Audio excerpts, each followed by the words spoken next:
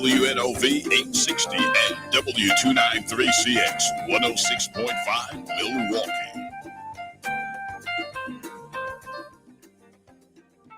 Good morning. Welcome to Community Voice. I'm your host, Keith Parris. I want to thank everybody for joining us this morning. Good morning, Keon. Good morning, Carvey. What up? What uppers? What uppers? That was that was How's it? love, bruh. From the heart, Bruh. Yeah. Bruh. So again, I want to thank everyone for joining the program this morning. As you know, or you may or may not know, the First Lady of the United States, Dr. Jill Biden, was in Green Bay on this past Friday. And so really talk about what that means in terms of Democratic politics. We have in studio with us Representative Dora Drake. Good morning, everyone. How are you doing this morning? Good. How are you? I'm doing good. So talk about this in terms of, she was here to talk about infrastructure. Yes. So Dr. Biden was in Wisconsin, I believe Friday, in Green Bay to talk about the investments that the Biden administration has been putting forth when it comes to education and what it means for our young people for success. So one of the things that I've been passionate about working on, as a state representative currently is the need for apprenticeships, in our schools. I do believe that it is an opportunity where, it's an opportunity that is maybe looked at as much as maybe it's promoted for higher education, which both we need. I do believe that our students should have access to pursuing higher education, as well as, knowing that there's an option to seek an apprenticeship as well. And so I can only speak about what's already happened in my own district. A couple years ago, Johnson Controls partnered with Obama High School to upgrade their whole infrastructure training space when it comes to HVAC systems. And so that is an example of how a successful pathway can be promoted in our schools for our students to have opportunities for growth. What about back in the day? It used to be when we had industrial arts in the school, which Right. would be a lead in to people going into the trades. For some folks, it seemed like they were tracking, particularly if you were a male. They were kind of pushing you into that as opposed to you doing, other things where you might want to look at a 4-year school. Are there numbers out there in terms of the shortage of people going into the skilled trades, plumbers, Oh, my goodness. electricians, There is. carpenters? That's the only thing we're hearing now in the state. It's just a shortage of people that are going into the workforce, and a lot of that is due to people retiring, right?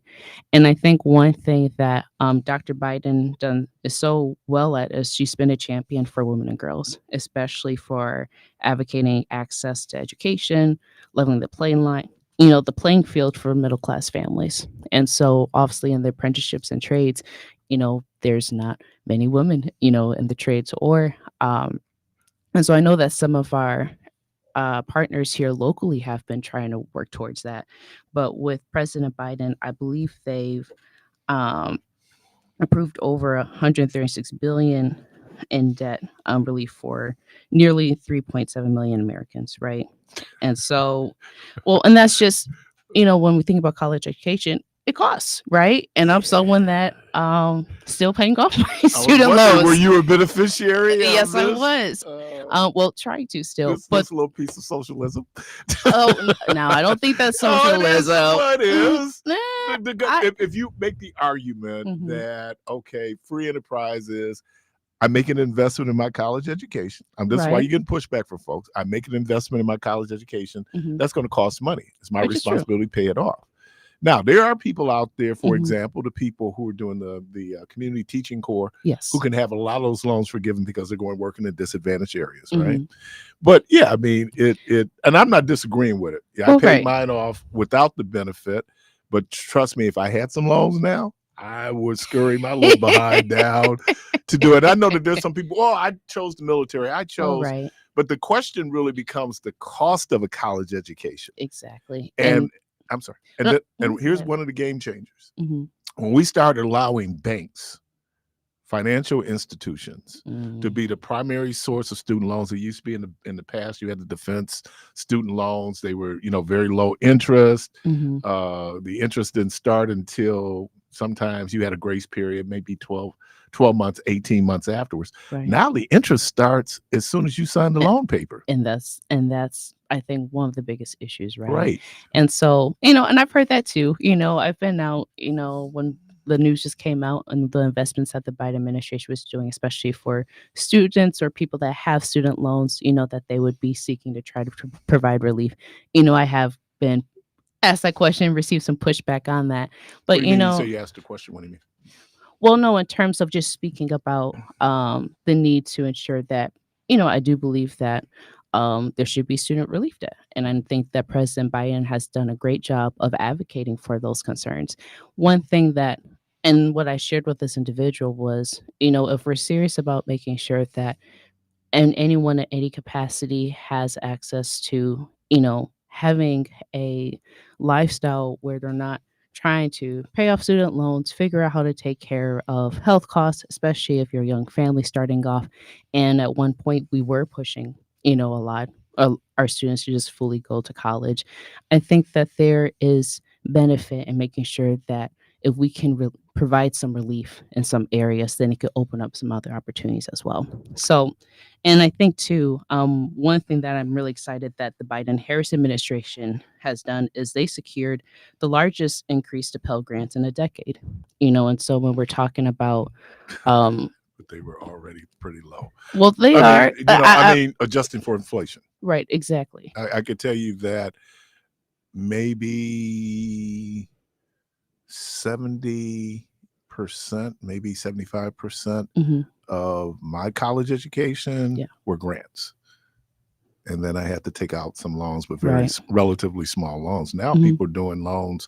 I think Marquette, if you're doing room and board, it's close to 40 grand, right? Yes, it is. And I mean, I'm a graduate alumna of Marquette, so the loans, the grants, and those were things that as students we were looking for all the time, right? Mhm. And so I think with the Biden administration knowing the importance of pushing investments towards education in any capacity, whether that's making sure that we push apprenticeships more, especially within our school system, I think that's key. But even for students and young people that want to pursue higher education, the cost of pursuing that shouldn't be as astronomical as it is now. And it wasn't always that way, right? We've just seen it increase years and years over time. And so I'm excited that they were putting this investment forward and how that will help a lot of our young Wisconsinites, people in Milwaukee and Wisconsin, to have access to the pathway that they want to pursue. When you talk about this, I think a lot of people, when we talk about the apprentice program Mhm. in particular, and it can be tied into what we're doing in terms of there's still American Rescue Funds out there that's going into infrastructure, but there's Mhm. also the infrastructure bill, Right. which means that there's going to be a lot of work Mhm.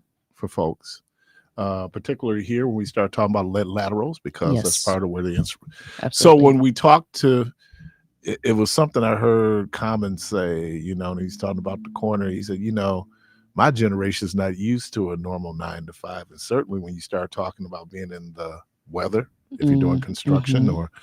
but I think what people will be surprised at, one, just the amount of money that Yeah. can be made. And you're not taking out a financial obligation with a loan. Exactly. And in many of these instances, you can't be paid as you're doing your apprenticeship, right? Yep.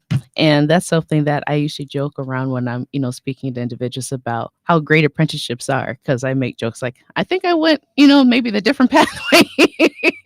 But, to your point, what's so great about apprenticeships, especially union supporting apprenticeships, is that they do a lot of the upfront costs with you, right? And so there's been discussions on the state over the years on what it looks like to incentivize people to come into to get involved in apprenticeships sooner, right?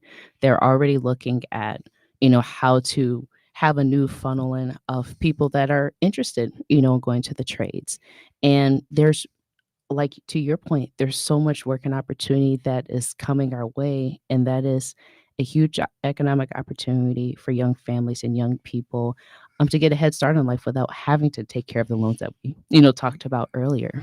And so, um, it's absolutely a viable pathway, for students and young people to pursue. And I believe we need to talk more about it, knowing that those options are out there. I know our union partners are doing better and trying to outreach into our schools because I've had those discussions with them. Well, part of the part of this was, and let's just be honest, there Yeah. was a certain legacy of racism in the Mhm. trade unions in Wisconsin, and Absolutely. for some, and I think it because it used to be that, and maybe it still is in some instances, that if my dad was a carpenter, Mhm. chances are I was going to be a carpenter, or if I wanted to get in the union Exactly. because my dad was a carpenter in the union, I could get in the union. For Mhm. those of us whose dad weren't a carpenter or mom wasn't a It carpenter, was a lot harder and to trying to get in. get it's harder to get in the union. But now we have this demand for labor. Exactly.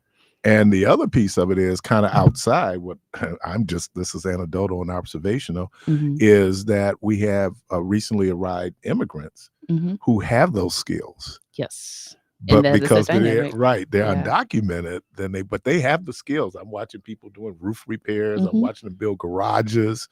I don't think they're in unions. Yeah. So I think it's important. Are there? You said on the high school level. So is there more? Back in the day, industrial arts started in middle school. We're talking about shop class, but so what does that effort look like? I know she's here trying to really drum up the importance of that. Right. Obviously, we're looking at hopefully younger people, but there are people who do career changes That is true. who will then go into one of the trades. Mhm.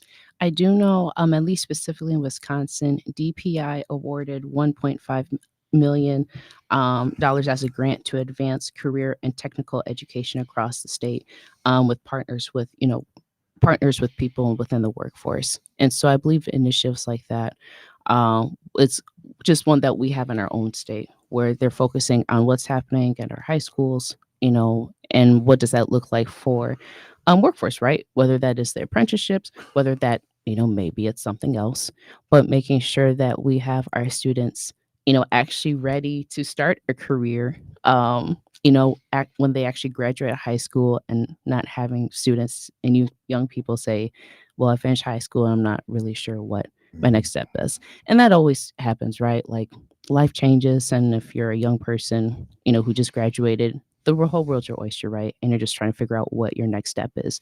But we want to make sure that that opportunity is there and it's not stifled due to financial reasons. And let me do this. A shout out to the good folks, Brother Nate Luckett, and the good folks at Pitts Mortuary. They just drove Oh, by. okay. And I That didn't was want to them. cut you Oh, no, right. you're good. I Okay. didn't want to cut you off while you were talking, but I always No, you're acknowledge them when good. they drive by the window. Yeah, I saw The you window to the waving. world. Yes, you wonder who I was waving at. That is who I am waving at. The good folks there at Pitts Mortuary. Is it part of this, as you say, reaching into high schools? Would it also mean that some of these high schools would probably have to retrofit their buildings if they don't have it to include Mhm. industrial arts in the buildings? Yeah, and that's something that I think is part of a larger conversation of what we actually mean to invest in our education, right? I truly believe that we should put our money where our mouth is. And if we look at our current state budget, we could do a lot better in terms of where we're putting our funds towards our education. And so I believe this is a larger conversation of the importance of investing in our kids and their future. And that's something that the state needs to do better, I believe. And that's something that thankfully the Biden administration sees the importance of, is putting money where their mouth is. So as we talk about it, obviously, Mhm. and shameless plug here, that this is obviously dealing with particularly Democratic politics. Right. As a part of the under 40 generation, there are many in your generation who said that, why should I vote? Mhm. And then if I do vote, why should I vote for Joe Biden? Yes. He's an old man. Trump is an old man too, but he's an old man. Mhm. And so how do you respond to that when your peers are expressing a certain level of cynicism? Well, no, and I completely get it. Coming from a background of not, being involved as much as I am now, obviously as an elected and candidate for Senate. My response is, if we don't engage, at some point the people that we elect or choose not to elect will be making decisions for us whether we like it or not. I think there's a saying, if if you're not at the table, you're at the menu, right? And so for so many of my younger peers, who are trying to figure out, childcare, who are trying to figure out what's best for their own families in terms of finding a job that's sustainable for themselves, whether as an individual, if they have to pay off loans, right? We should be electing individuals who care about the issues that impact us. And if we're not at the polls to do so, then we can't fairly ask people to do that for us. If there's a change that we want to see, we should expect certain things from our leaders, and we should express that by going to the ballot box and voting. But again, when obviously that's almost a 45-year difference Yeah. in some of the folks. How do we get people to, and this is obviously the messaging that has to come from the Democratic Party. Mhm. How do we get people to focus on what is actually happening in terms of what the Biden administration has done? We're dealing with what Kathy Hughes calls the weapons of mass distraction. We're over here looking here, Mhm. and then we're not looking at the boogeyman, Right. who's real. Right. So how do you message that? Honestly, it comes down to just actually sharing information, and it's doing things like this. I think it's important that if there are things that the Biden administration or anything locally is happening, that the information is shared so folks know first and foremost. Because then if you give people the real information, then you can actually have a real dialogue, right, about what's happening. And then people don't feel so iced out or maybe still cynical saying, well, you're just telling me talking points, right?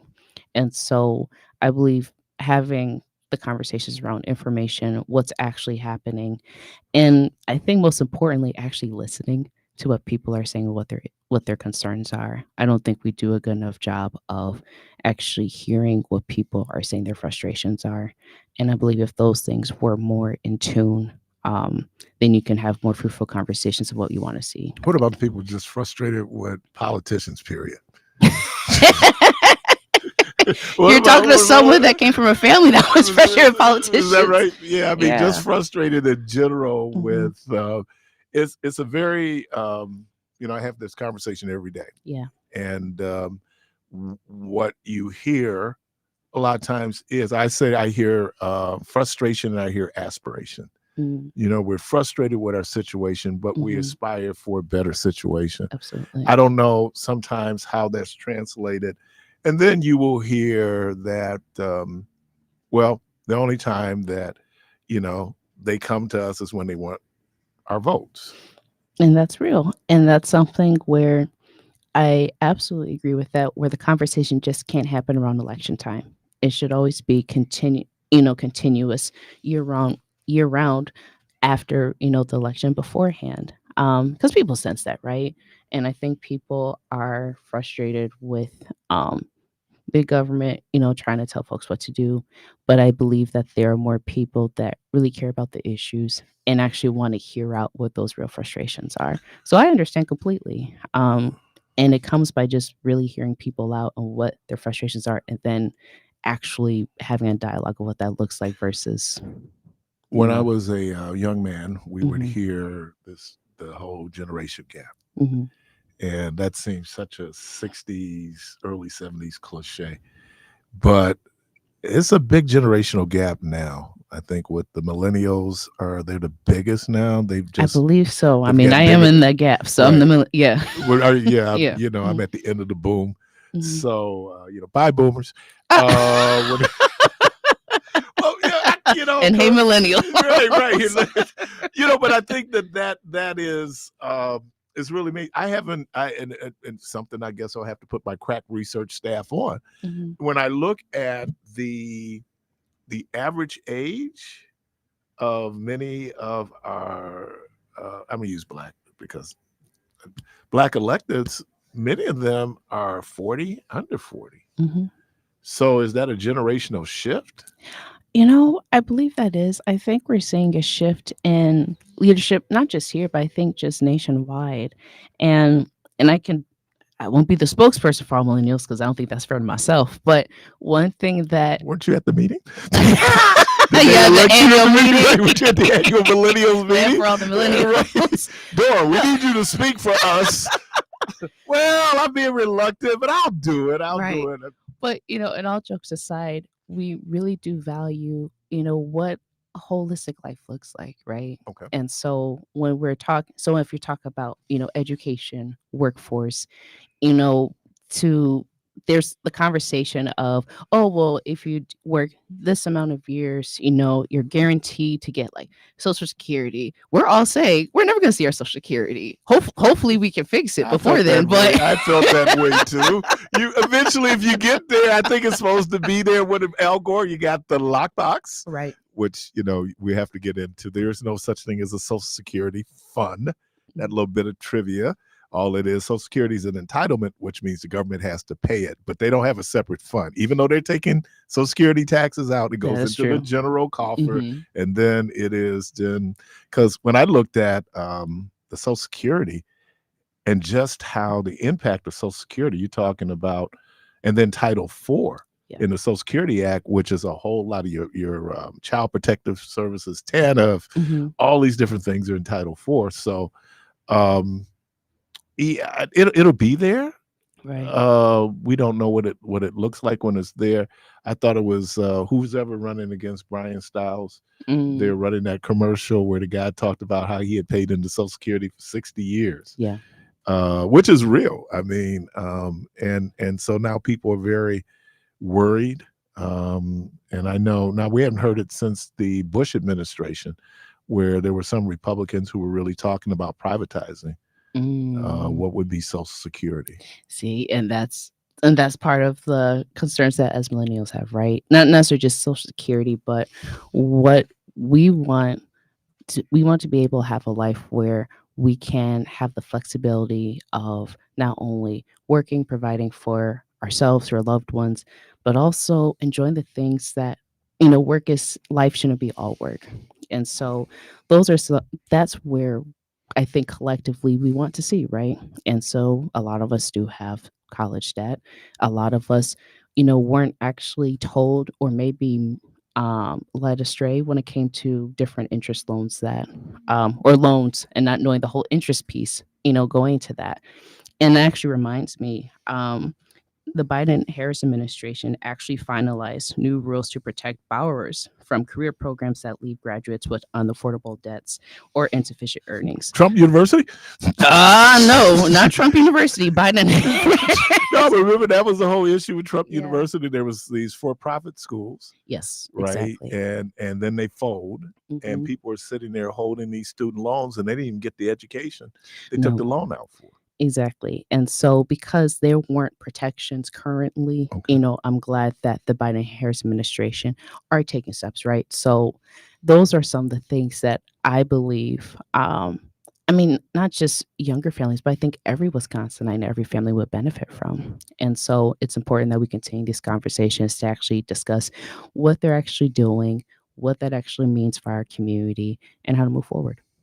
Yeah, we heard it under the one. Barack Obama, and what did he do for Black people? And politics doesn't work that way. First of all, it's going to be litigated if you ever go in and, as the folks say, specifically do something for Black folks, right? On that level. But you have to see that all of us are impacted by government. Exactly. And how that government then will impact your life becomes the issue, and whether or not whatever the administration is, it's really doing those things in your best interest. Exactly.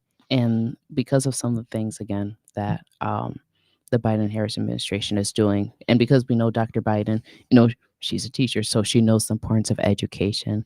I think we have some solid people working on behalf of us when it comes to supporting us in education.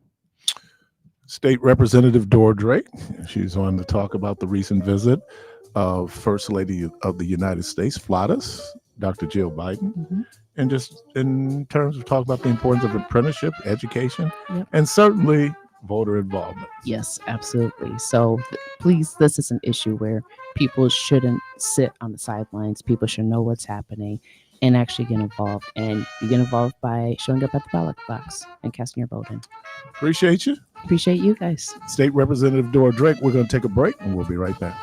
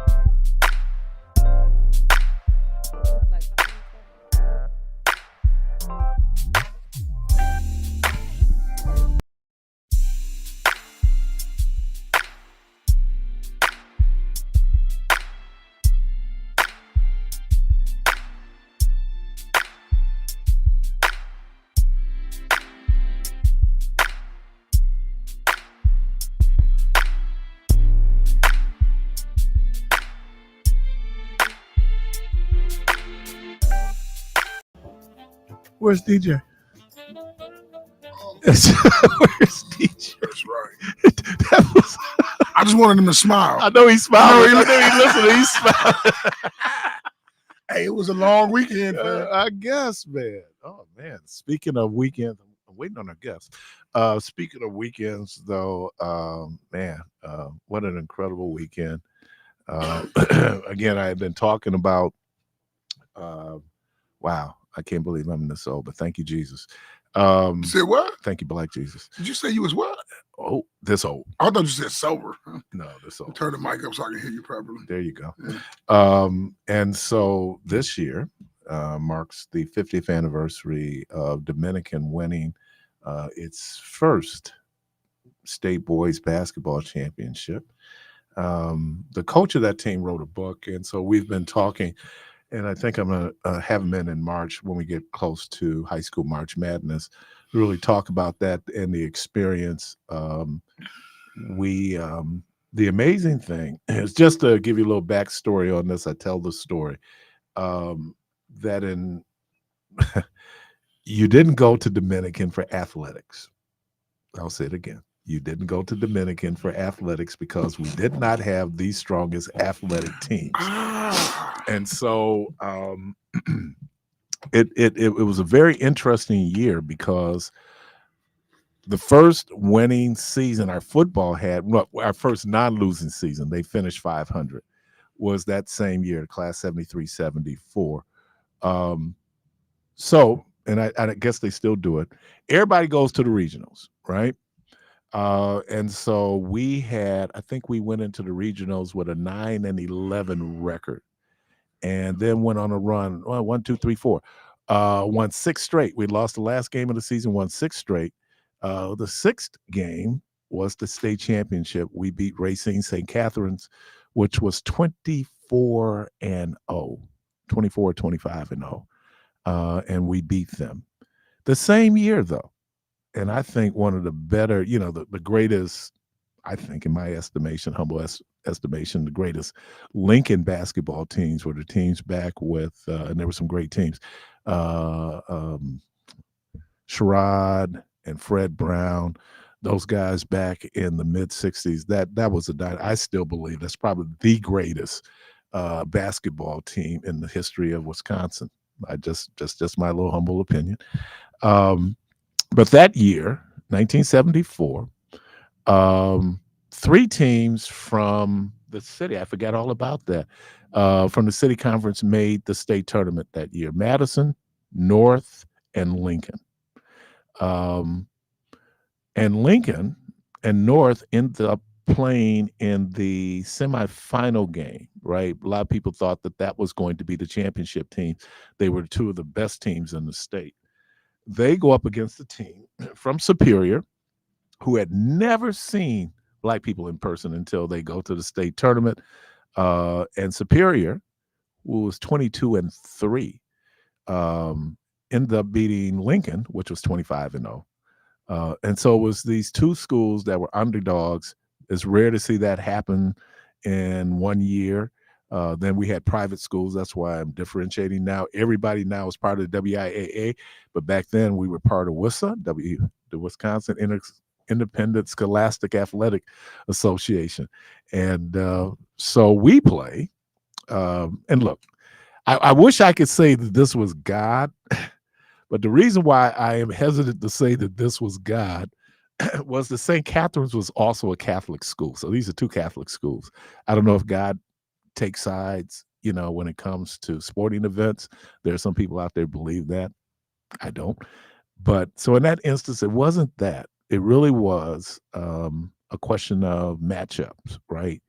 And, Keon and I always go back and forth about David and Goliath and how, they tell you in boxing, styles make the matches. So where you go in and you have someone like Muhammad Ali fighting George Foreman in Zaire, where you look at George Foreman, and I'll never forget when he took off his dashiki for the weigh-in, I said, there's no way Muhammad Ali is going to win this match, right? There's just no way he's going to win this boxing match. But he had a perfect style for that Goliath. And I think that's the same thing with us at Dominican. It was a perfect matchup. And here again, we play these teams twice. And Pius, we play 3 times. So after a while, you begin to learn their strengths and their weaknesses. And so shout out to that brain trust, the late Mr. Victor Jones Sr., the owner of Victor's. I just thought on a lot of different levels, came up with the strategy to be able to defend St. Catherine's, which I think their front line was something like 6'8", 6'7", 6'5". Our tallest player was 6'5". So, when you go in and you just look at the size of the team, we were always undersized. I mean, everybody we played, with the exception of St. John's Cathedral, we were undersized. All these teams were bigger. Because, again, you didn't necessarily go to Dominican then to play basketball. So long story short, we're playing down at the arena. And I tell people it was the greatest experience of my life, man. Back in the day when you went to private school state championships, because Marquette was the sponsor. So we got tickets to the Bucks game. They threw us an incredible banquet. We're in the same dressing room as the Bucks. We have trainers where unless you had a sprained ankle, our trainer would take, everybody got taped. It was something. And then for those of you who've never been on the old arena Mecca floor, that is was a great basketball floor. It felt like you were just walking on pillows, and your spring, you just felt like you jumped higher. So I was having a good time. I wasn't playing a lot anyway, so I just enjoyed the ride. And long story short, Little Dominican beats St. Catherine's. And they gave us a collage of all the newspaper articles. As a matter of fact, I'm trying to remember who the sports anchor was at Channel 12, but he said there was no way this team should be in, and this is a travesty, and da-da-da-da-da-da-da. So he ended up having to apologize to the entire school because everybody plays in the regionals. And so we were talking Saturday, talking to some of my teammates. And so I was asking them, so when you look at this team, if there was some type of movie or a team that this team would be like, what would it be? And people said Hoosiers. I disagreed with Hoosiers because that team was actually winning. They were winning games. We lost the last game of the season. So going into Bears? No, you know what it was? 1985 Villanova Georgetown. I think that was more of a. Anybody remember what happened? I think Villanova shot 80%. I mean, it's one of those perfect games that you play against Georgetown, who was a beast. And I'm thinking the year before, either the next year, Georgetown ends up winning the national championship. So being at a religious school, of course, there's all the theological implications of what it means to believe, how you got to believe, how you believe in yourself, even against the odds. And so we celebrated this weekend. And thank you, God. Our entire team is still alive. I think they said the St. Catherine's team has lost 3 members of that team, but our entire team is still alive. We had some people who couldn't be there for various reasons, but it seems that every time we get together, there's at least 10 guys there out of the 12 that made the tournament team. So it was fun, just kind of reminiscing, and then going and then being recognized at halftime. I saw Willie Wade, and he said, "Keith, what you doing here?" I said, "I'm lost." But to be able to go. But let me make this observation. As we were sitting there, I was sitting with my sister, and we looked on the walls. Now, when I got to Dominican, there was nothing on our gymnasium walls. I mean, no banners, no championships, because again, it wasn't considered an athletic school. So for many years, the banners that you saw on the wall was that 1974 team. We have now, since 1974, in 50 years, this just kind of blew my mind. In 50 years, Dominican has won 14 boys state championships. I didn't. So we go from a school that wasn't even athletic, and then all of a sudden, Dominican is on the map, and then of course it starts right after. I mean, 2 years after I graduate, There's the team the great Dandridge led that, at that point had set a record for most consecutive wins. I understand that record's been broken by the current coach who's at Dominican Germantown, who finally broke that win streak record. And so I was sitting there. Now, my sister graduated in 1984. I graduated in 1975. So we were looking at the wall, and I go, you know what? We won 3 championships in the 70s, but they won none in the 80s, which is really amazing. I mean, and they had some great teams. Won none in the 80s, and then 91. So we win something like 3 or 4 in the 90s, and then we do 5, 6 in the 2000s. So that's everybody from Dwayne Wilson, Diamond Stone. There was Antetokounmpo on the team, because then it was kind of like, hey man, want to go to Dominican? Hey man, want to go to Dominican? And we saw that though. Even let me brag about it a little bit. We saw that when I went there. My brother and sister, all they wanted to do was go to Dominican. When they would come out. So shout out not just to my teammates on the 1974 Dominican team, but certainly shout out for all those past champions there. The last private state championship Dominican won. That was Shannon Smith, one of the greatest players ever to play at Dominican. So great, rich history. I mean, I came in where there was basically no history, and to be part of that history that was being created and is still being created, because I got a chance to watch the team play this year. Guy I've known all my life, Derek Johnson's son is on there, DJ. But they got this kid, I think his name is Mosby. He's like 6'5", 6'6". This kid can play. It is, man. He knows how to play basketball. He knows how to play basketball. So I was impressed going to the gym, and being able. So that's kind of what I did. I'm not even going to talk about the NBA All-Star game, how you scored 211 points. Did anybody play any defense? I think, Steph, they didn't call the first foul until it seemed like almost the third quarter. It was like no defense being played. Caller, welcome to the program. Yeah, morning, Keith. How are you? I'm good, Kathy. How are you? Good. Just getting off a little bit of the subject of your school just for a minute.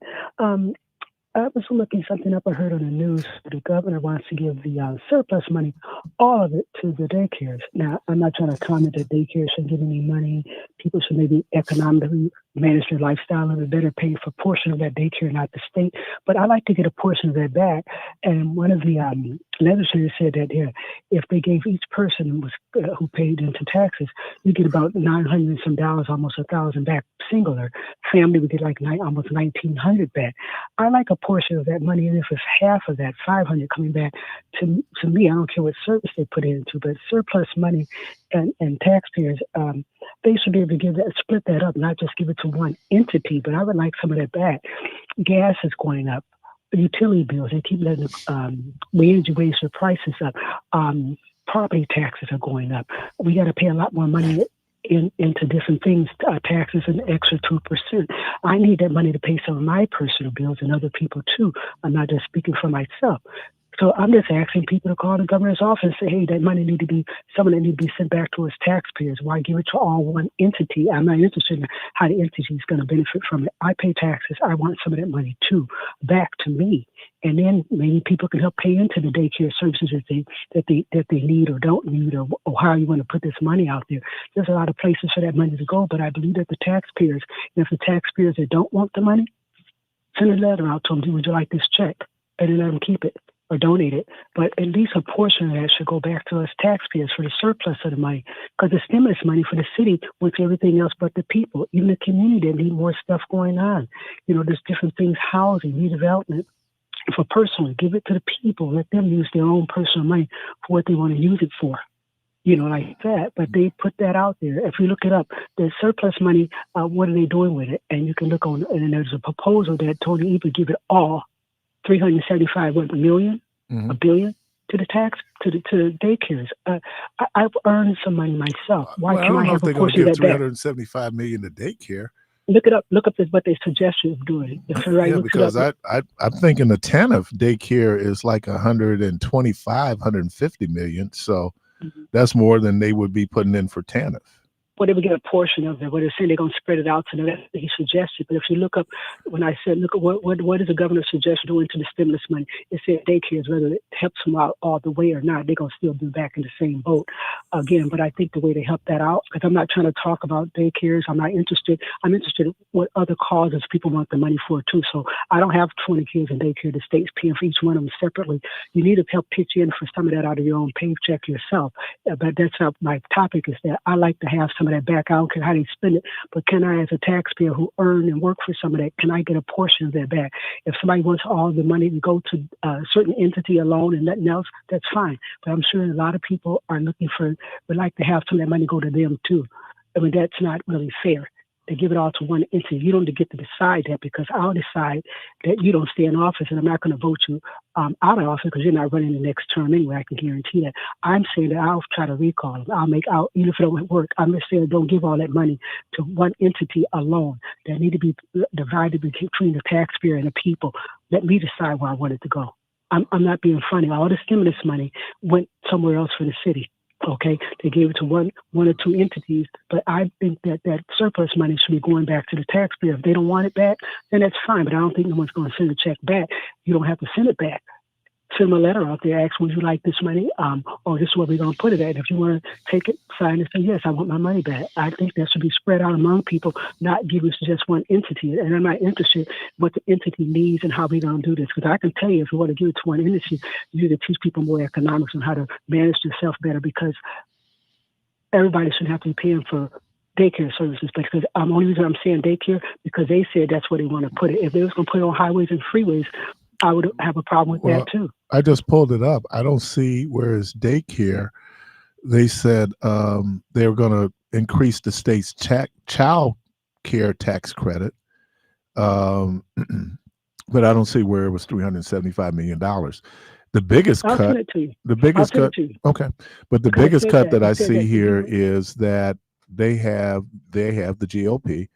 Has looked at the threshold for people being able to get some of this tax money is $420,000 a year. And it's not for me to say, because I don't make $420,000 a year. But there was a couple of things here. It looks like, let's see, a third measure, also part of the previous veto legislation, would exempt the first $75,000 in retirement income from state income tax, or $150,000 for married couple filing jointly. Well, I benefit from that. Let's if you look at what he see. wants the stimulus money to go, so one of the guys proposed that it goes back to the taxpayers and what the amount would be for a couple or a single. But he did propose that Tony Eber is thinking about sending that money all to one place. And He wouldn't be able to do it. Yeah, I wouldn't want it done like that, because I'm not interested in what he put it at. You know why? Because a lot of people who think like me, and I'm going on Facebook with it. I do not want their money going to one entity alone. Well, it's not, but I don't see that. So you send it to me. But here again, let's look at what they're talking about doing with I like to have to go back to the taxpayers. Well, they're taxpayers too. People sending their kids to daycare are taxpayers. I didn't say they wasn't. Okay, you said go back to taxpayers. I think the other thing is, we'll give it back to them. I think that investment in early childhood education, as a society, we benefit. I saw when my goddaughter was in a very good daycare center, how prepared she was to go to K4. A very good daycare center, you said. So I'm just saying, what I'm saying is we need to make that investment. And I don't have a problem with that. And one of the things they're talking about doing, I don't know if he's going to veto this, but he said both the state and federal tax credit have a ceiling on expenses that taxpayers can apply to get credit. $3,000 for one child, $6,000 for two or more. The bill that currently is in the legislature, the bill would raise the state ceiling to $10,000 for one child and $20,000 for two or more children. And make sure the parents, if daycare, and I'm not trying to go on daycare, somebody's going to call back with a reflash on that. If they were going to put it on freeways, I have a problem with it. Anything, I want a portion of that back for myself. That's the part I'm talking about. So I want anybody to misunderstand anything about children, whether you have kids in daycare, whether you have kids or no children. Half of them get Social Security disability checks too, so they have supplement money coming in. And on top of that, even if they get food stamps, they get free cable, or $10 or $25 for cable, internet, and all that. I can go on a whole street of that. I work every day. I work very hard, and I work 2 jobs sometimes. I'm asking that some of them come back to the taxpayers also. So child education, if the parents work more on that, which I'm not going to go into, if they work more on school and education and reading to the kids, or trying to read themselves, not just a daycare. You don't, whether you go for a daycare or not, you can increase the ability of learning if they work with the children themselves. But half of them are children themselves in a grown adult body. Well, and that's the problem. Too. So then you need to Right. put them in a situation where people train to raise up. They talked about one of the make sure the parents know that too, though. They need help too, because you graduate from school don't mean you know anything from high school. Okay, so you got a lot of parents out here got some abilities themselves. So, but I'm not trying to make it that. I'm making it that I want to know, if it's a taxpayer, would anyone like any of that money back themselves? I think it should be split. It shouldn't just go to one entity or 5. Split it. Either way it goes, you can give it to 20 entities. Right, I need Kathy. some money back myself. Right. Appreciate it. Thank you. Caller, welcome to the program. Good morning. Good morning, sir. This is the Reverend Dr. Andrew Ward. And in line with what the last caller was saying about tax surplus, we need to, one simple thing that we need to do is put more of those garbage buckets out on the streets for people to put their garbage in, and we wouldn't have as much of a city cleanup problem. Also, at the dump, they need to reduce or make it free to take your garbage out there. That would help a lot. Another thing that should be did is for STAR students in the schools to get paid to tutor, and paid, of course, they have a minimum payment, pay, and then incentives to do well. And that should be evaluated by the progress of the students and the 2 T's, the tutor and the 2 T's. And y'all have a good one. All right, appreciate you. Yeah, I do know that early on in the Biden administration, they did this particular child care tax cut, and how that benefited. Certainly, it benefited Kennedy because then it allowed her mom to put her into daycare. Folks out here, they're struggling. It's something that Representative Drake said that, when you're talking about young millennials, starting families, and you're focusing in on that. And there's a whole lot out there, especially when it comes to kids. But I don't think we could ever invest too much in our children. I think that if we're going to cut, people like to cut when it comes to the kids. And I don't want to be trite, but they are our future, and we need to make that investment. And whatever that cost is, I think we should do that to make us the best educated country on the planet. I know that that's wishful thinking. That's my aspiration. But it should not be that a country as wealthy, the most powerful nation on the planet, with more institutions of higher learning, with a robust public education and private education system, that we have kids who are still falling between the cracks. If it is then our priorities, then I think that that's the investment that we have to make. Because we'll make it on the backside when they find themselves part of the criminal justice system and then part of DLC. You're listening to Community Voice. The phone lines are open, 414-444-5250, 414-444-5250. Quick break. We'll be right back.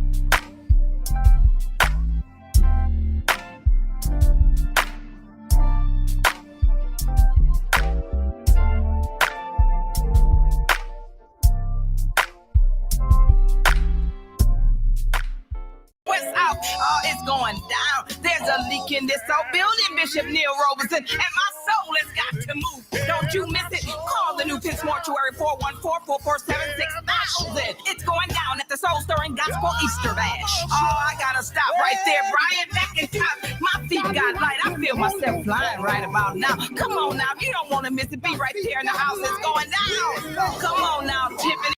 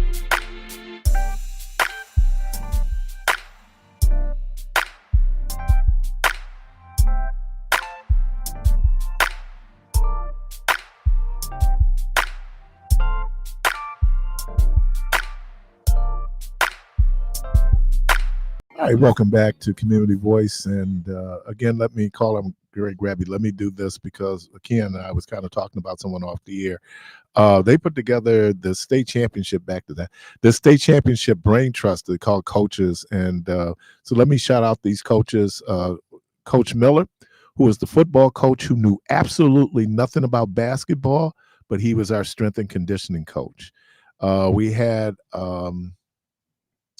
Incubus, whose brother was on the team, but he was like the leading scorer. I don't know, he ended up breaking his record.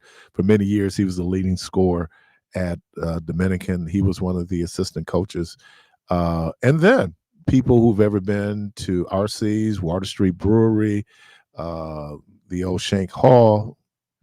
RC Schmidt was one of our coaches because his brother was also on the team.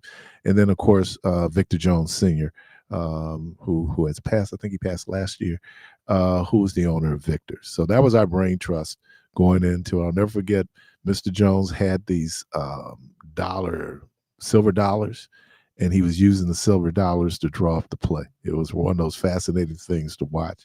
And they would go, Keith, here's the thing about me. It doesn't always look like it, but I pay attention. And so some of these most minute details, you would go, why did you know that? Usually because I'm just paying attention when you think I'm not. And so I just sat there and I watched what they did, what they were putting together as the plays. The one thing that people knew, my coach could tell you this, I never ran a play wrong. Once I learned it, right? Paying attention. But you got to be in the game in order to run the play. Carla, welcome to the program.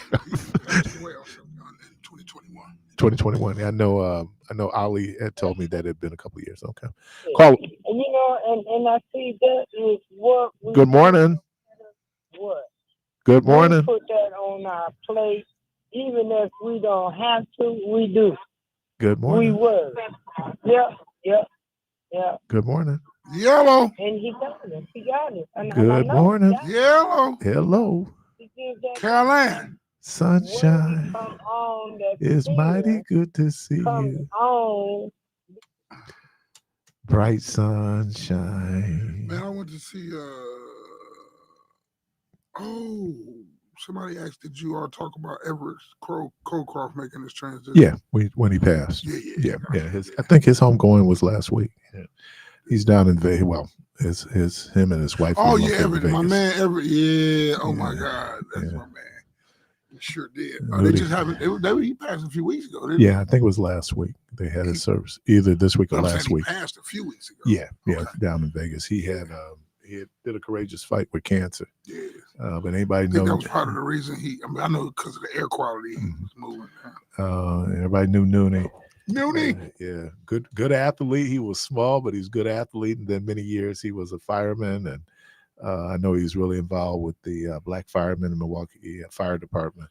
Good dude. Again, somebody I've known all my life. So he was on the Fire and Police Commission before he left out of here. That's where that's one of his positions before he left. Yep, good dude. And let me shout out Oshie and all these dudes, Smoots, all these brothers who.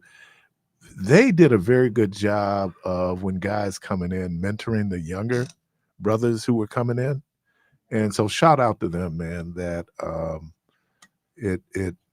they formed that organization and they really did, because trust me, the unions are looking out for the white folks. So you're going to tell me say it ain't so. Name.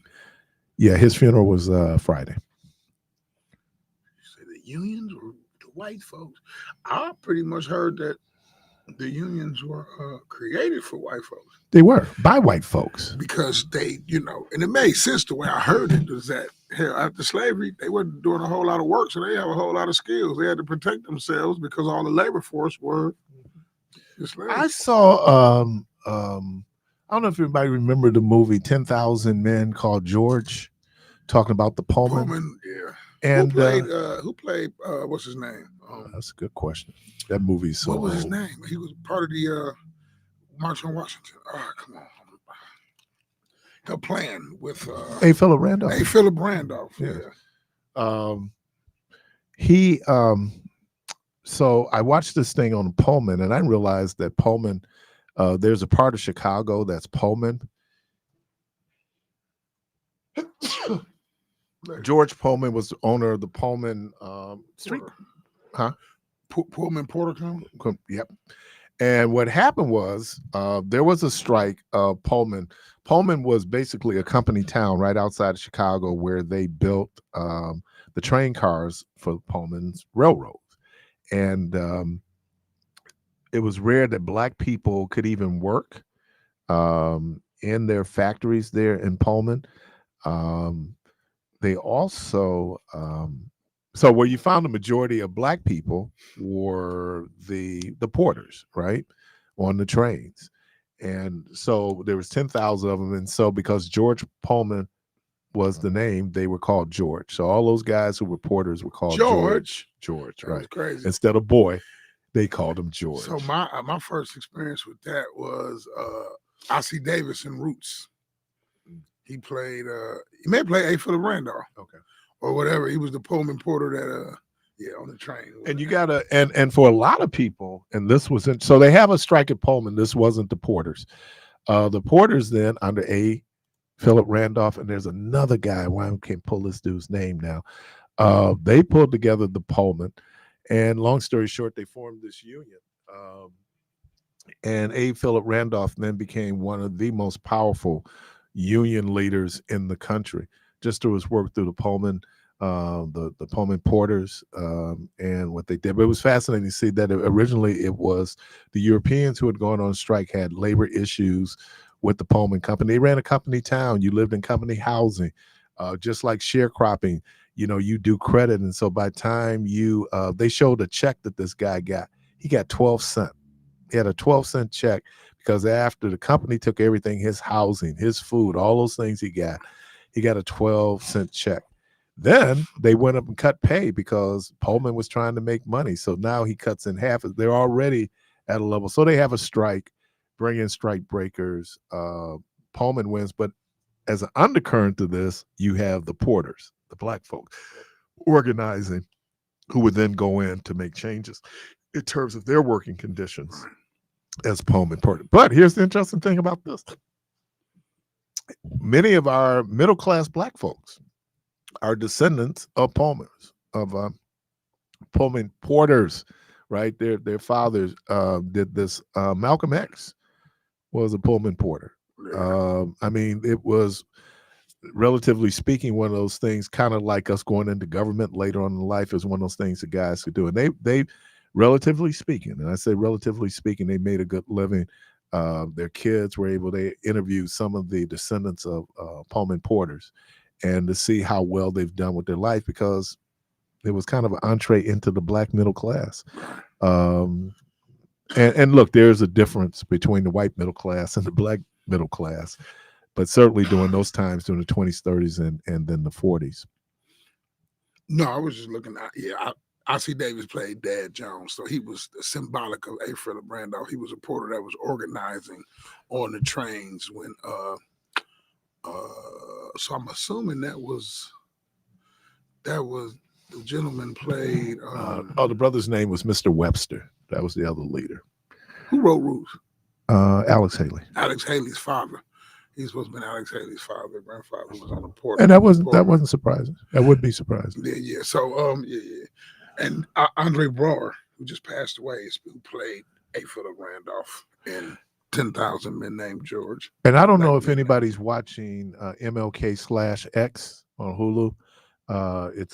It's based on that famous picture that Dr. King and Malcolm X took. I think they were in the halls of Congress, wherever they were. No, they were at a hotel. One was leaving, one was coming in. And that was the only time they actually met. Right. And so they're having a conversation. So they do parallels in terms of their lives. I think Friday's episode, it looks like we're coming up on the assassination of Malcolm X, which would be around the time he was. Wasn't it today or tomorrow? 22nd, 21st? So, but here's an observation. Everybody knows I love movies. I love movies. I love how movies are put together. There's something called licensing. Licensing, for example, back in the 60s and 70s, people had no problems taking somebody's music and using it. Don't even get permission, just make it part of the music. So now you got copyright laws and other things. So I'm watching MLK/X. And they're doing the March on Washington. and licensing, right? The King family went in and copyrighted and I hate to use the dream, but his March on Washington speech, I Have a Dream. So in order to use any parts of that, you need permission from the King family, and then you're probably going to pay a royalty in order to use it. I don't know if the people who produced this miniseries reached out to the King family. I'm assuming that they did because you wanted to be as authentic. He couldn't use any portion of the speech. The only portion of the speech he was able to use was Free at Last. I'm talking about the guy who played Dr. King during the speech, during the March on Washington. The only line he could use was Free at Last, because that was part of some Negro spiritual. So he was able to do it. But the content of that speech, the I Have a Dream portion of that speech, none of that's there. To the point, and I am into historical accuracy as much as possible. People, if you remember, A. Philip Randolph introduced Dr. King. And when he got up, he said, our keynote speaker, Dr. Martin Luther King, Jr. But that was so cold. And in that, if you ever heard A. Philip Randolph, he had that booming baritone, Jr. Now, in the miniseries, he introduces him, the person playing A. Philip Randolph, introduces him as Martin Luther King, Dr. Martin Luther King, Jr., and he uses Jr., not Jr. That was a little, I'm picking, but those are little things that you notice when you're getting into, and I understand that when you do movies, you do plays, you do music, there's a certain thing they call poetic or creative licensing that people go in, you're recreating conversations that may or may not happen. But it's been fascinating to really, I would suggest people watch it just to see Coretta and Betty, the women that are playing Coretta and Betty. And you have, as I mentioned last week, two very accomplished women who came up during a time and came up in organizations where women had to subjugate themselves to their husbands. And there are times that Coretta wanted to be a part of a march, and Martin would say to her, no, you need to be at home with the kids. There was things that Betty wanted to do when they were still in the Nation of Islam, and that was shut down on some level. She was teaching a class on health because Betty, which became Betty Shabazz, her background was nursing. And so she had, when she met Malcolm, she was out teaching about healthy living. One of the things I always admired about the Nation of Islam was this whole thing about healthy living, how you eat, how you live your lives. I always admired that and the level of discipline, but she was talking about that. And so, but it's been fascinating to watch the dynamics of those relationships. We have not gotten to the part where Dr. King or Coretta's received the tapes where the FBI were secretly taping Dr. King in hotel rooms and having certain liaisons that was recorded. And then they're trying to move him out the movement. And so this came from J. Edgar Hoover. They send a letter and they send the tapes and they tell him, basically, you need to commit suicide. You know what to do. Now, I can tell you that not being there, I'm sure when Coretta got those tapes, that didn't go over very well in their household. I think I'm on safe ground to say that. But it also shows the level that people will do when you are a threat to the status quo to make sure that you're not a threat.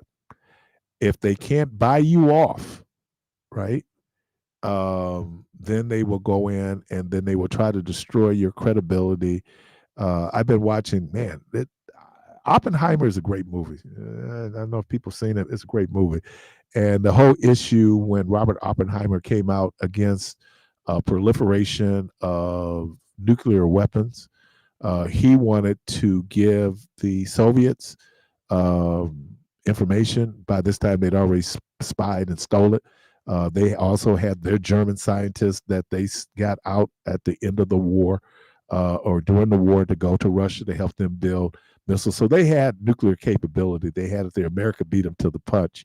But how they then tried to, this guy named Lewis Strauss, who tried to destroy the messenger. Now, his was on a petty piece, but there were others out there who were trying to destroy his reputation, he being Robert Oppenheimer, They said the father of the nuclear bomb.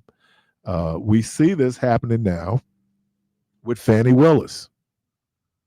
We talked about it a little bit, and let me apologize. I did kind of get on her appearance last week, but I understand now. I think she needs to listen to Jasmine Sullivan, mascara. Jasmine Sullivan says she don't leave the crib because she never know who she gonna bump into without her makeup on. But this was a very honest moment.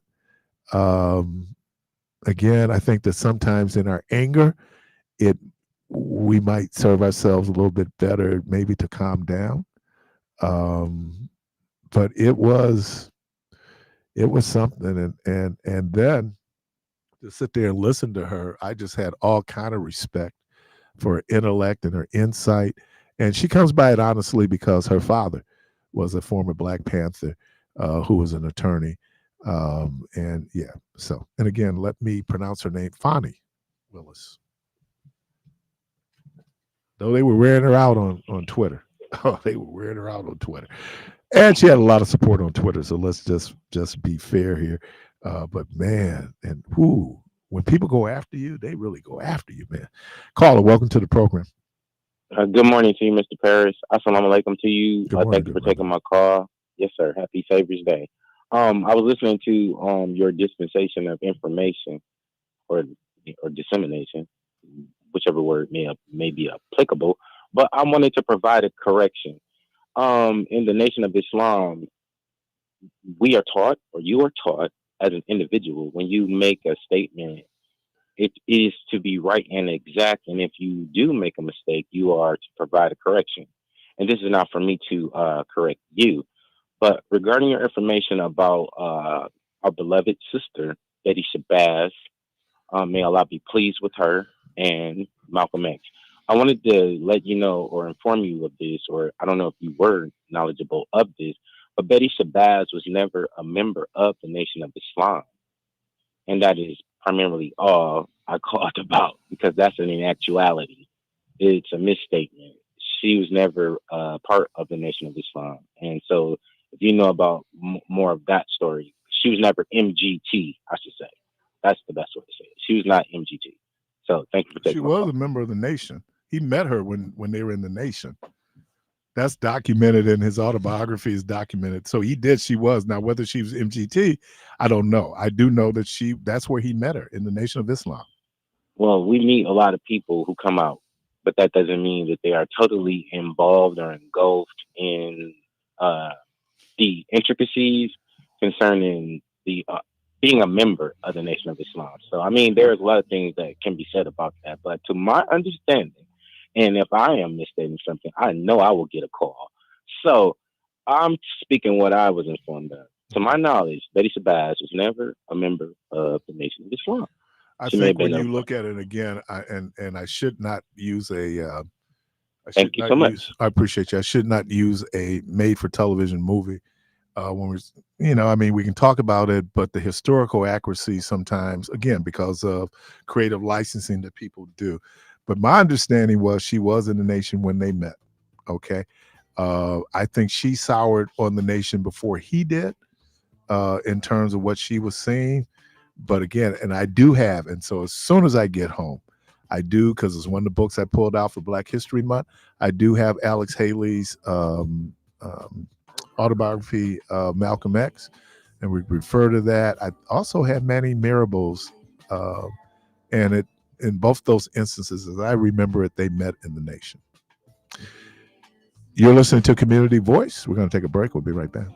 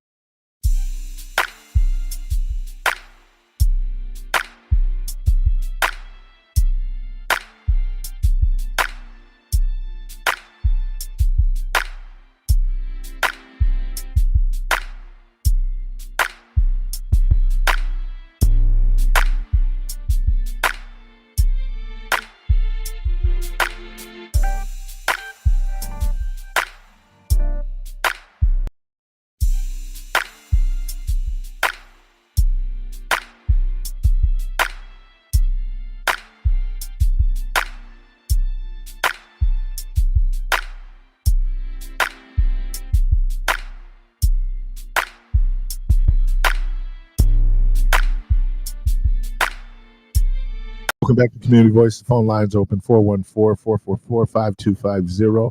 414-444-5250. I had it all wrong. I was looking at the NBA All-Star game last night, and the West had 9 MVPs. They had 9 MVPs. They were bigger. They were older. And then when I looked at the East, they were young. I think Giannis and Dame, they're the oldest on the teams. Everybody else, man, they were in their early, mid-20s. And but they ran the West out the gym.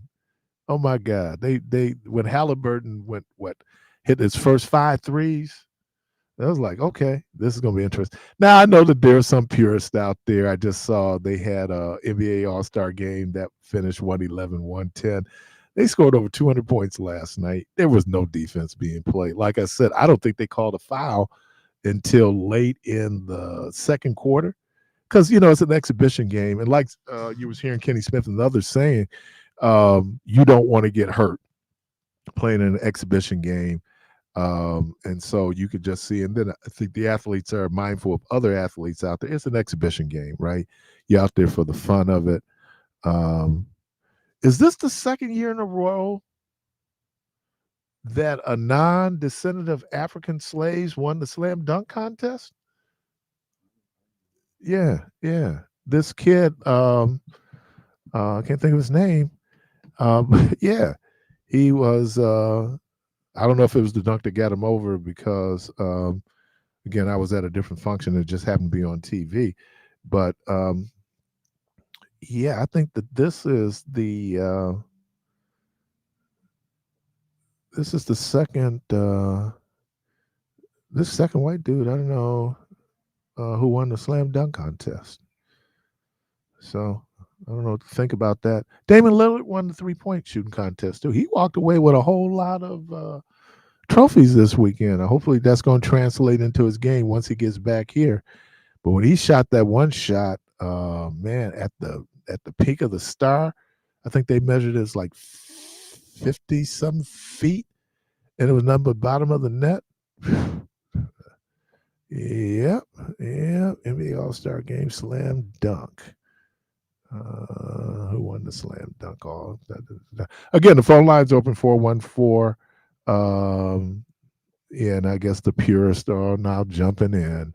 NBA All-Star Game record point total and controversial as the East beating the West. The East have beaten the West in years. So, caller, welcome to the program. Hello, Chief. Good morning. Yep. Can you hear me? Yeah, I can hear you. Oh, okay. I was wondering this, Keith, and I've been watching Dang lately, and then watching him this weekend. Do you think he's pressing too hard? Yep. Because I was telling somebody, relax, dude. Yep. And I think that's probably what's going on when he said, I came here to do that. And I think he's just trying, when you just, when you get out of your flow because you just pressing, I think that's what's going on with him. I do. And I think he wants to fit in.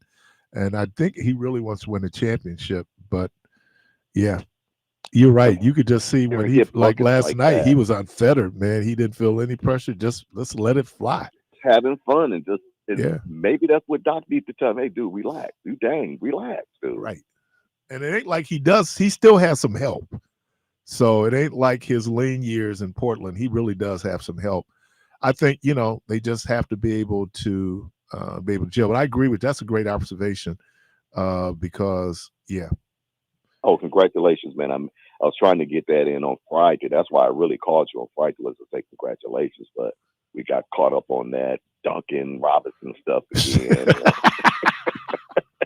I'm like, okay, it's time to get out of rep. But yeah, that's what I called to tell you on Friday. No, we're not on Duncan Robinson. We're on Duncan Robinson's contract. It's his contract. Then DJ got to talking about he missed the shot. I'm like, no, he didn't miss the shot. His foot was on the line, correct? Oh, don't even, let us not revisit PJ Tucker. I hear he just got bought out. He didn't do very well in LA with the Clippers. So he's just got bought out. So we'll see where he ends up. that he ain't the same player that he was. Well, yeah, and look, and I love the hustle. I mean, he was right. He really was the pit bull for the Bucks, but he didn't shut down Durant. You know, and Durant who got hurt? down. Then Ben Simmons got hurt. Did Kyrie get hurt? Yeah, I think. Yeah, so it came down as a matter of fact, they were talking about that. Stephen A. Smith and them just got finished talking about that. That Kawhi said that if he would have been playing, they would have beat the Bucks. Maybe. So I think so. Yeah, I think so.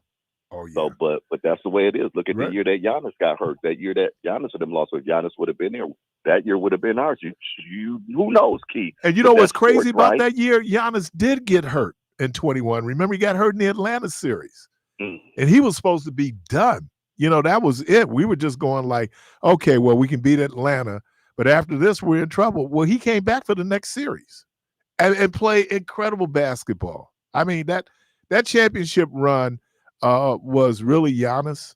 I mean, he just came through when it really matters. In that case, anyway. Last year too, Keith. The dude that won the dunk contest, he won last year too. Did he? He can jump. Yeah, it looks like it. Yeah, because I think was the dunk that got him over was the one with Shaq. Yeah. Well, Keith, I mean, in the dunk contest, what more can you really do? I think they done damn near did every kind of dunk that you can do, right? I know. And what I was most impressed about this weekend, just personally me, was Steph Curry. I mean, why do I do that? Steph Curry and that white girl. I thought for a minute she was going to get him. I was like, oh, wow. See, I saw her because she shot second. And so I saw her. I didn't see him because he put in 29. She put in 26. She went first. Oh, did she? She went first. Okay. And I was like, this. And she was shooting from the men 3 points. Right. She said she was going to do it. She said she was going to shoot for men's 3. I don't know if you watched, and I told you, Keith, I got a lot of respect for that young man now. Like I asked you once before, I don't know if you went back and watched it yet. Have you watched Underrated yet? No. Keith, watch it. I know you like to watch a lot of those documentaries and stuff. Watch it. Yeah. I keep telling people, man, I don't think that dude human, Keith. Who's that? Steph Curry, man. Yeah, but you know what? You could tell. I mean, he done lost a step. But it's hard to tell. Yeah, but you know what's funny? Draymond Green has a future in broadcasting. So I don't know if you saw when he was on with the sister, but he was talking about how loaded the West was, and I gotta give him credit because he knows basketball. He said, "Look, ain't no Draymond Greens on this team." He said, ain't nobody on the team because their contributions to a championship. He said, all these dudes are ballers. He said, they all ballers. But when he said there was no Draymond Greens on the team, I go like, man, good for you. Good for you, bro. He's one of them dudes that you love to hate because, man, I would love him on the Bucks. Oh, man, I'd take him in the New York Minute. Keith, and when you watch him, and this is what I can't understand about other teams, he pushes the ball up the court. And I don't understand why a lot of other teams, Bucks included, don't push the ball up the court, man. Hustle and get up the court. Why you let people walk you down? Once they get within that free throw line up in there, it's almost over there. Yeah, I don't understand the defense. Old legs. I just look and see who the Bucks struggle with. They struggle against younger athletic teams. Yeah. If you look at just being able, and that's what happened yesterday at the All-Star game, because the East was like young, right? Those dudes could run. At one point, what was it? Who's 77? Is that Joe? Oh, I stopped watching it, Key. Okay, but who's 77? Is that Jokic? Yeah. And with Dallas? Yeah. Man, he was so tired. And they was like, take him out the game. And so then they ran some type of alley-oop, but he was so tired he couldn't even jump.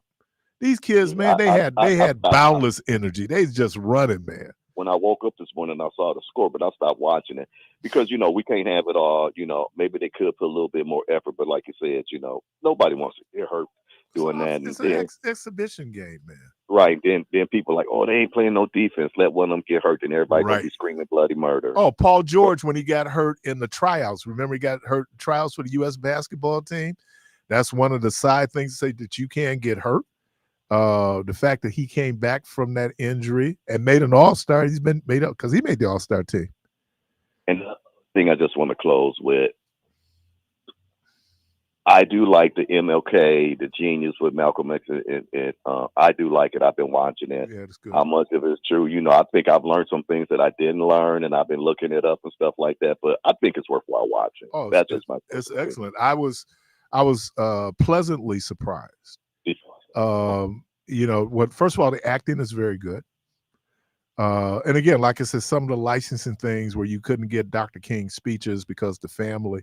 It was interesting. I was watching Dexter King's memorial and hearing Bernice speak.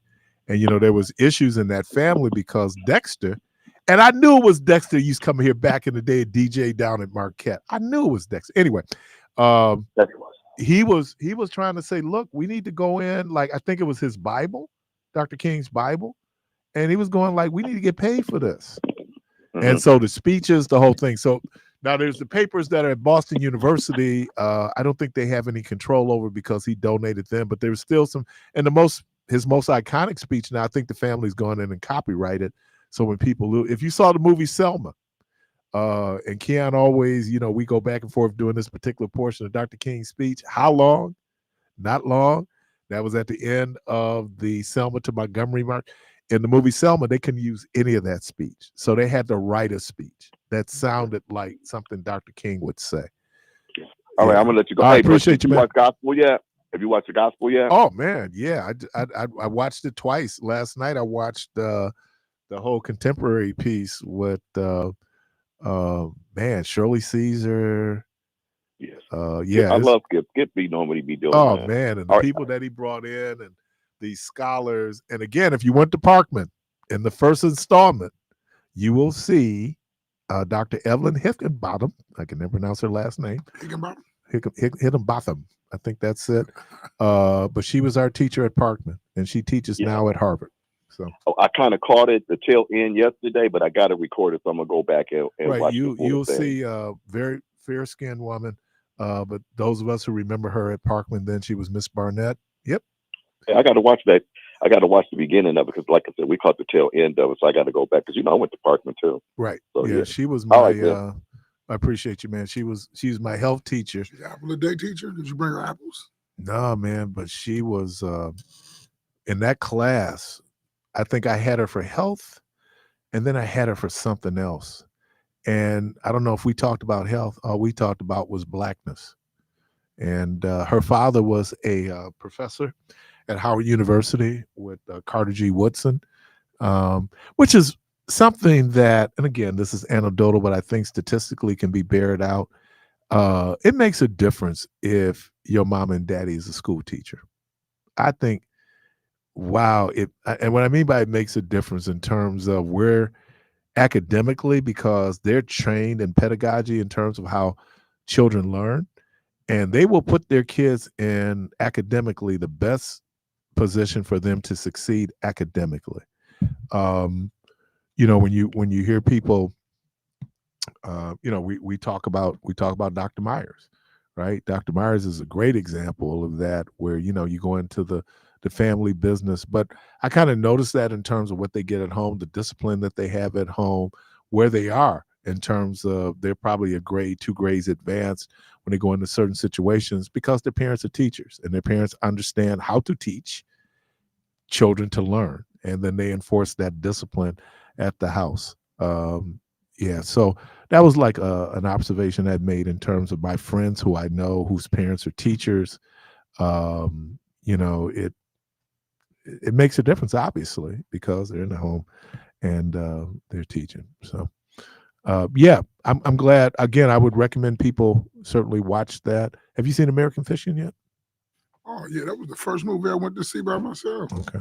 Strumming my pain with his fingers, singing my life with his words. He was all me. And dude looks like my uncles and my cousins. I swear dude is my cousin. Oh, when his brother was getting ready to catch the plane and he's throwing one back, he said, man, it's 8 o'clock in the morning, you drinking? He said, man, I don't fly the plane. How you flying the plane? Yeah. Oh, his brother was something else. Yeah. I went to see Bob Marley this weekend, The One Love, and yeah, it was phenomenal. Yeah, no, they didn't get a lot of good reviews. Boy, that's them. It was a period piece. Okay. I caught some tears for me in his inspiration to write Redemption song. You know, the way it flowed off of him. So, you know, once again, I didn't realize that Harlem Nights was a flop.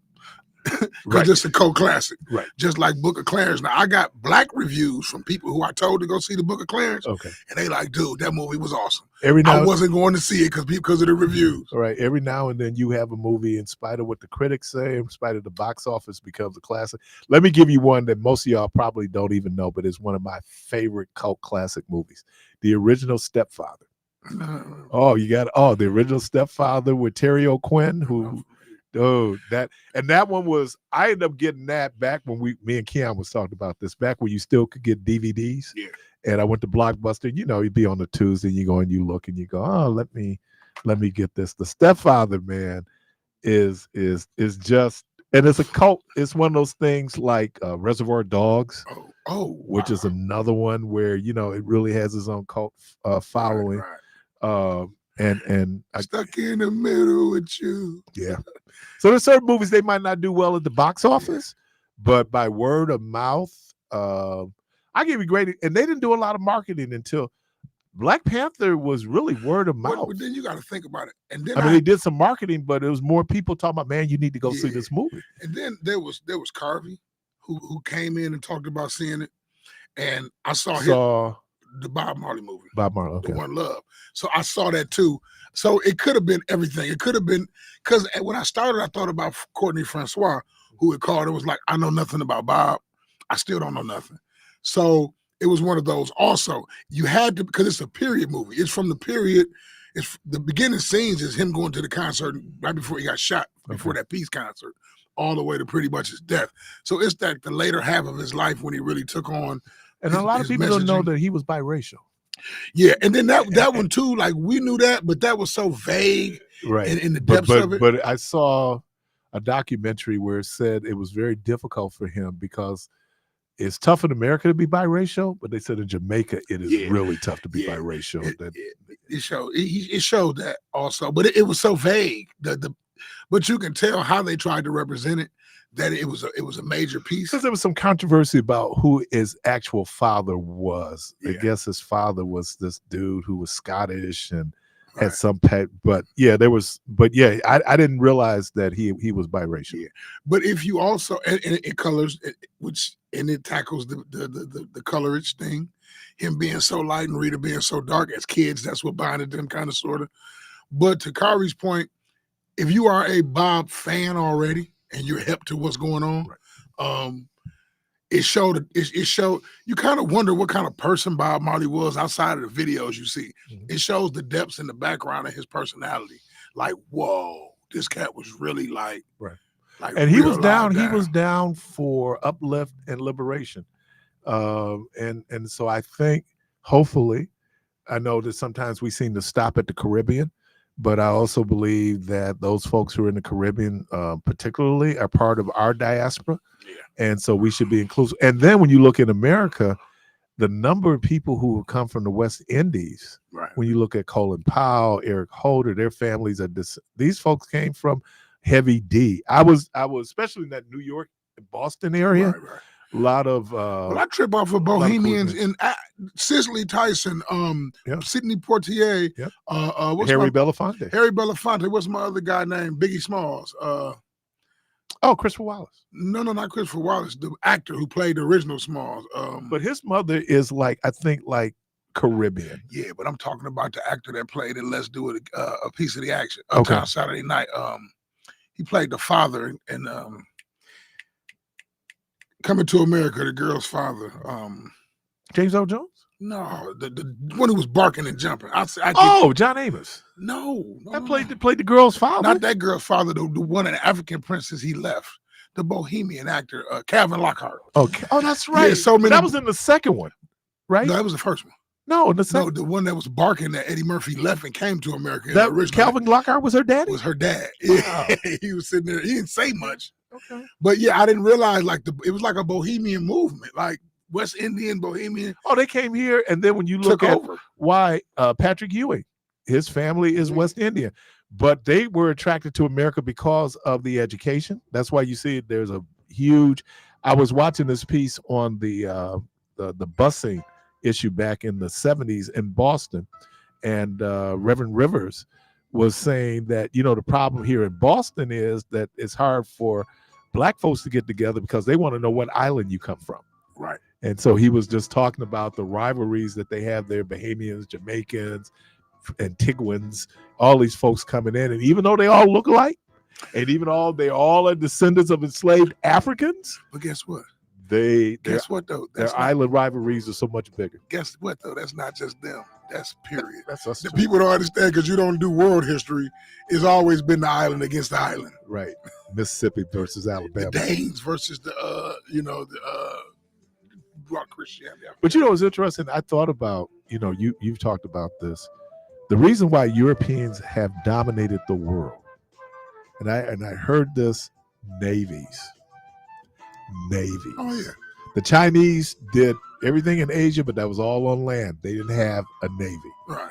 And so it was just in terms of people in the world, the only people in the world who really had navies were Europeans. And that was like the Danish, really. Yeah, they were the ones trying to conquer everything because their land was what you say, it was dried and dying up, freezing up, or whatever, moving around, taking over. Hey, conquer, pillage. As they say in Africa, they came with the Bibles, took the land, and left us the Bibles. Yeah. You're listening to Community Voice. We're up on the last break of the program. We'll be right back.